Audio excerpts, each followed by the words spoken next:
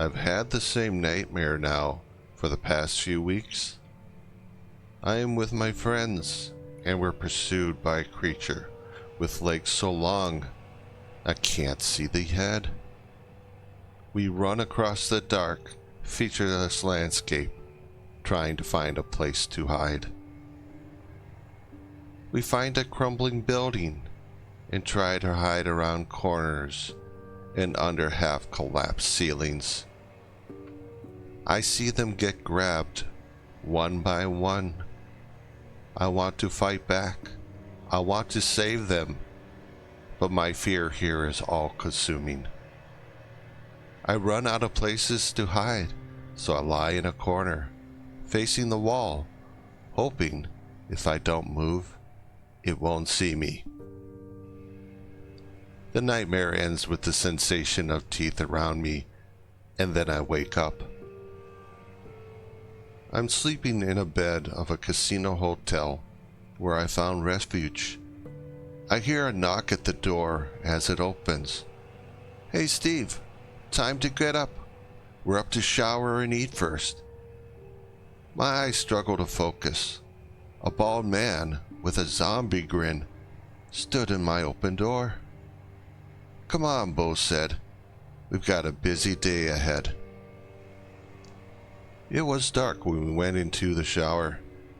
"Put your socks and underwear here," Bo said. "Get a shower, new socks and underwear. Shirts and pants get washed once a week."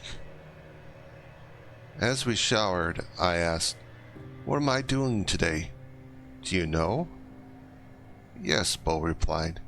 "You are coming with us on a supply run to the city." "Oh, wait. Aren't the cities crawling with the infected?" I said, water splashing all over me. "Yes, but we're staying to the outskirts. We have a street identified with homes we think are abandoned." I wanted to protest more, but I hardly knew Bo, and I was afraid he was someone of weight here. I feared being thrown out to the other side of the fence for not working, and that shut me up. I dried off. "Don't worry, Steve," Bo said. "We've done this before, and we haven't lost a person yet." The dining hall was filling with the similarly half-awake, lining up to be given their breakfast and a strong cup of coffee. Hash browns, chopped mushroom, mixed in a scramble. I think it was powdered eggs. A handful of vitamins were added to help stave off malnutrition.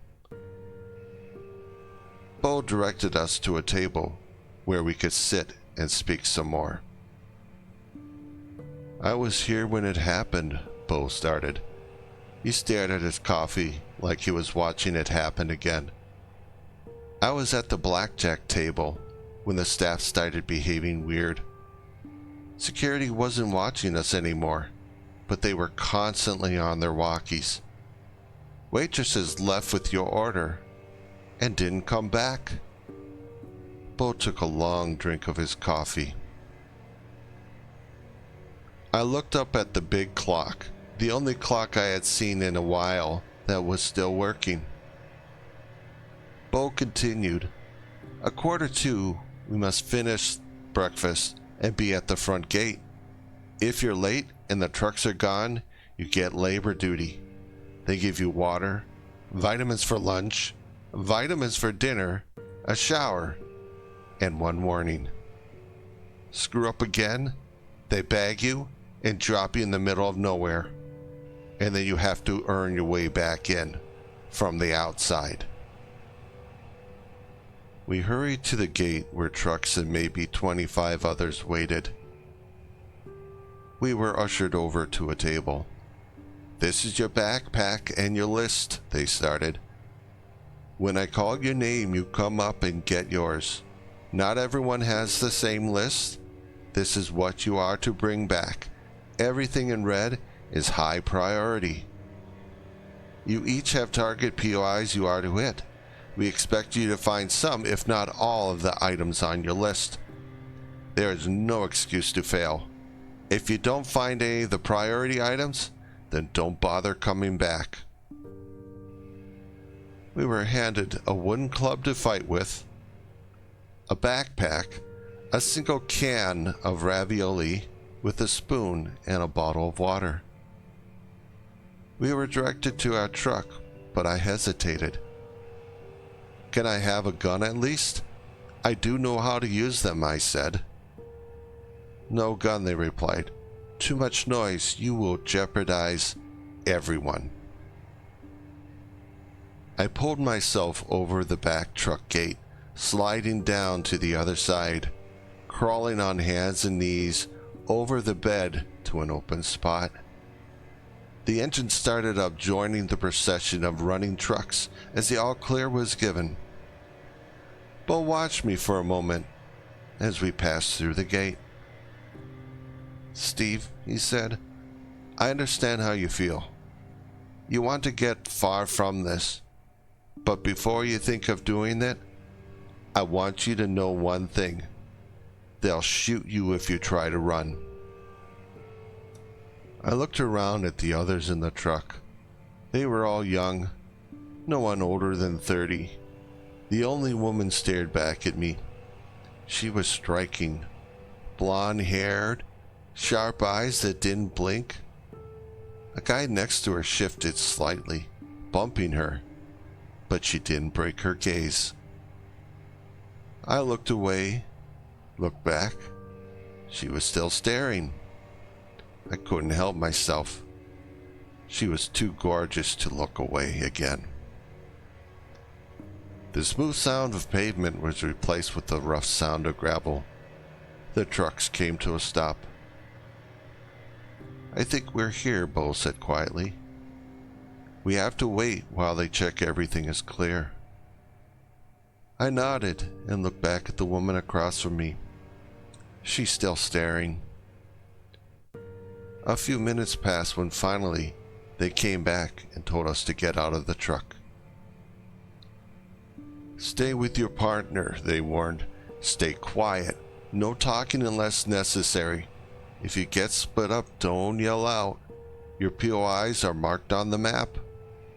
The trucks leave at 4:30. If you can't make it back, you better find a safe place, because there's no way you'll be able to get back to the casino in time. Get as much as you can, but don't even think of coming back empty-handed. And don't try to hide anything. We'll be searching you afterwards. Bo pressed my arm. Okay, Steve, let's go. One group went east and the other went west. A mile ahead, the road was a mess of cars and who knows what else. So we walked the fields, giving the highway a wide berth. I read my list as we walked, memorizing as many items as I could, in case I lost my list. 2 hours into the walk, houses appeared, and the group split up. I followed Bo and the map, while the other groups went to their houses. Our target was a blue single-story home, with a garden in the backyard, starting to grow wild, and basement windows covered with fabric. We walked carefully, single file. Bo inched up slowly to the front yard. The front of the house was intact. No smashed windows. The front door was closed. The driveway was empty. The street was clear except for a single car. Kids' toys sunk into the soil, slightly faded from the desert sun. We passed around the front to a driveway side door. Slowly at first, Bo turned the knob, but he stopped when he made a noise, listening for any movement. Eventually, the door was open, and I waited for a moment as he looked inside. Inside, through the foyer, was a kitchen. Cabinets open, pantry ajar. I heard Bo exhale. The door to the basement was open. Bo was tense. He had closed the doors when he was here last, a way to tell if anyone had come back since. Flashlight in hand, he went down first and I followed after. Every few wood stairs creaked, but no sound below called back. At the bottom, his light revealed a concrete floor with a small amount of water, soaked up by boxes strewn about like unwanted trash. Whatever was once down here was now gone. Outside again, Bo went to the backyard as I followed. He looked through the shrubs and moved an overturned clay pot. A few items were buried there. Not a total loss, he said quietly, checking his list. Unfortunately, half of your list was in the basement. The next houses we approached the same way, slow, single file, but not too close. No one says a word. Grab only what's on your list. We only have so much room in our backpacks. It was about midday when we stopped for a drink and to eat our canned lunch. We stayed inside an empty house and still hadn't seen a zombie. Bo was doing well. He checked his list against what was in his pack. He was quite pleased, while I couldn't say the same. Nothing. I hadn't found a single item. Bo saw my worry and smiled reassuredly. We're going to meet up with the others at this spot, Bo pointed at the map. Sometimes we are looking for the same things, and we share if someone might come up short.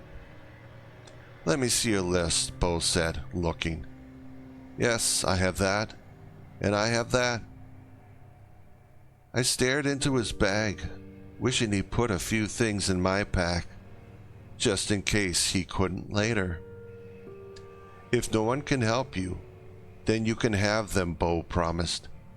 I've done 5 runs with this group. We always share. We have found the other groups, crouching, well hidden, behind a few parked cars. How'd you guys do? It's slim pickings, but everyone's got something here, one of them said quietly. I'm about half done, Bo said, but Steve's not getting so lucky. Can anyone share anything? Sure, Wendy was the first to speak. What's on your list? I pulled out my list as she moved close to me, very close, peering at the paper. Her shoulder pressed against mine as she read. We found a bag full of this stuff at the second house. Come on. She grabbed my hand. I looked back at Bo, who waved me off. Hurry up. Go. The others went back to searching as Wendy and I went. She was moving along a little fast and a little too carelessly, being noisy, not watching. The house has 2 stories. Front door was closed but not locked. Inside, she pulled me by the hand. Her touch was soft and cool as she squeezed a little harder. She led me upstairs, but I slowed down, putting my finger in front of my mouth so we could go quietly. Hurry up, she said impatiently, pulling me. We went down the hallway to a closed door at the end. I noticed small dark drops of something. I wasn't sure what it was on the floor. Wendy was quiet, opening the door, looking left and looking right.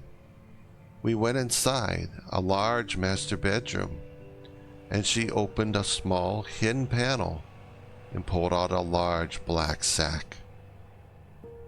Wendy reached into the bag and pulled out a small gun, showed it to me, and placed it back in. We weren't allowed to have guns. If they found that on her and it wasn't on her list, there'd be hell to pay. Inside, we found small copper pipes, canned goods, and more. Almost everything on my list was in there. She motioned me to close the door. I closed it carefully, and when I turned around, she had come up close, placing her arms around my neck. "I thought about you the whole ride here," she said quietly, "the way you looked at me in the truck." I opened my mouth to protest, but she gave me a long kiss. "It's not safe here." I met her gaze, but couldn't help to pull her closer. "Let's wait until we get back to the casino." It had been a long time since I'd been with a woman. There are cameras everywhere there at the casino, even the hotel rooms. She kissed me harder. "Don't you remember? The world just ended. We might not get another chance." She pulled off her shirt and her pants, revealing red silk bra and panties. "Get undressed." She looked into my eyes. "We don't have much time." She pulled me back to the bed, working my shirt buttons, sitting loudly, laughing, kicking up a musty smell and something else. The closet made a sudden noise, wood doors swinging, slapping hard against the wall.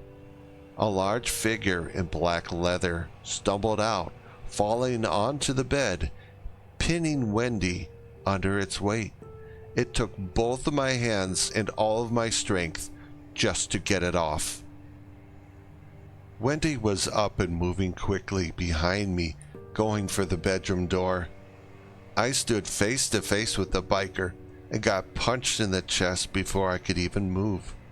I landed hard onto my back, the wind knocked out of me. I struggled for breath, my sight blurry. Wendy looked for the black bag, but grabbed a wooden chair instead. She swung it around, hitting it again and again, causing the zombie to stumble back until the chair broke. Then the biker turned to face her. Heavy boots and bare feet did a deadly dance when trying to evade the other. "Get up," she pleaded to me. "Get your ass up."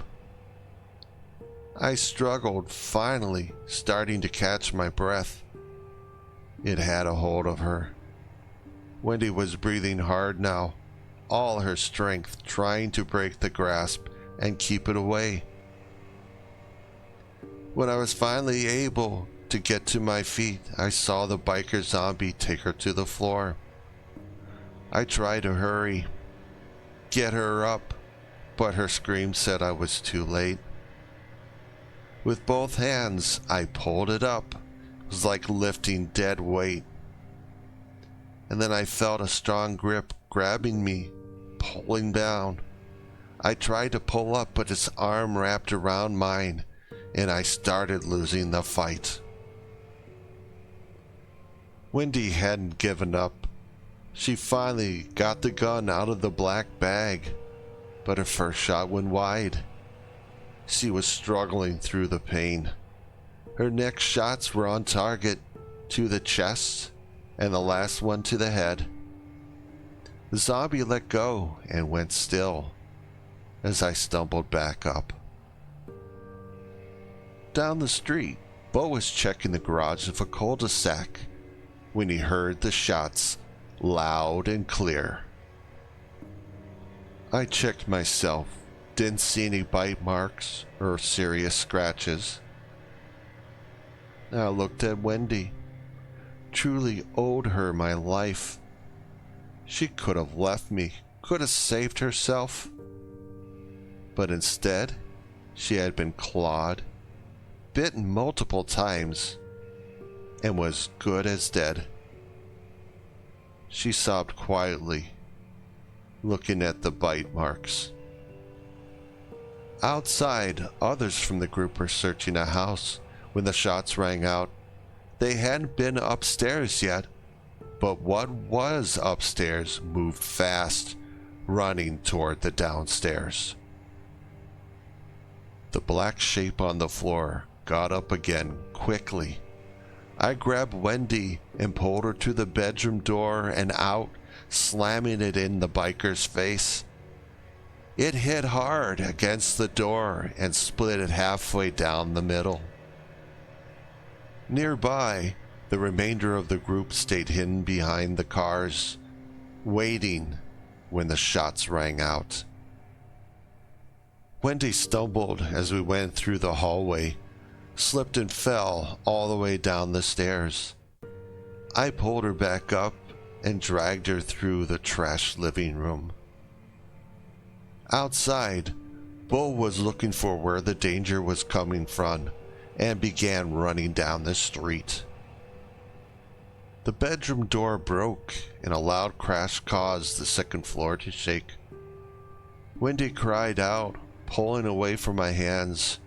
She couldn't walk anymore, shaking, getting cold to the touch, then collapsed to the floor. I reached down and tried to pull her up again. Outside, moans were rising, answering the gunshots. She was breathing hard now, wet, shallow. She looked up at me, and I knew. We both knew. The first moan left her throat. So I let go of her and ran. Outside the street was a sea of the undead, our group breaking apart, being swallowed. Bo was the only one cutting through them. I ran to the side of the house, turned, and saw Bo again running past the house. "Bo," I said, trying not to yell. "Bo!" I waved frantically for him to follow. As he turned and ran toward me, he caught the sight of the large biker coming out the front door, sprinting for him. Bo tried to duck, but the zombie tackled him to the ground, and the swarm followed. A pile of bodies folding inward. Bo disappeared under them as he screamed. And then she ran past me. Wendy, or what was left of her, screaming. Red silk panties, bright in the sun.